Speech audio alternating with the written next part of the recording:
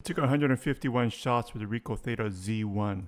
Using the Lightroom map module, I can import all the images in one action. All 151 images are then automatically placed on a map. All images in my test showed reasonable GPS accuracy.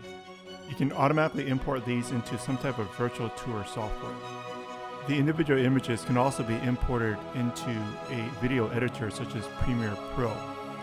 The exported video will be 6.7K or 6,720 by 3,360 pixels. Each frame of the video can be stopped and then rotated so that you can see the details of the scene that you're looking at.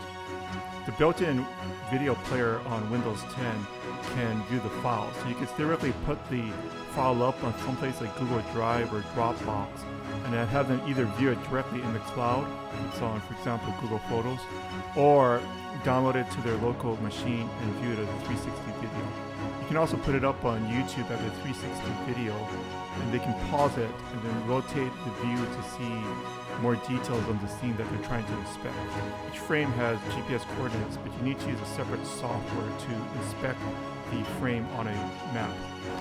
Each shot is taken with the mobile app to ensure the GPS information is embedded into each picture. Transfer the files from the camera to your computer with a USB cable. You'll have 151 files in a single directory. In a new project on Premiere Pro, go to Import, open the folder, make sure the image sequence checkbox must be checked. You'll now have a sequence that you can drop onto your timeline. The sequence is going to be very fast. Right-click on the sequence in the timeline in order to adjust the speed. Under speed duration, I cut mine down to 10%.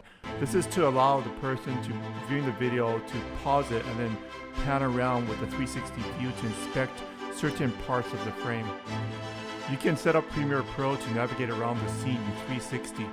For this quick video, I'll just show you how to export the file so that it has the 360 information in it.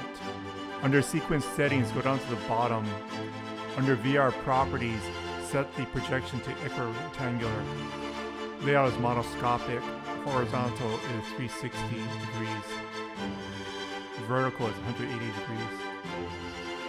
When you export the file, make sure that you match the source, as the video file is going to be in a little unusual format. It's 6.7K. All the other settings are the same. I'm just going to export it as H.264.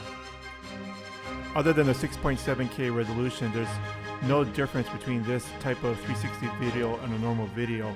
The projection type in the metadata of the video was added in the previous step. Once the video is exported, it's going to look like a normal video file. It's H.264 and MPEG-4.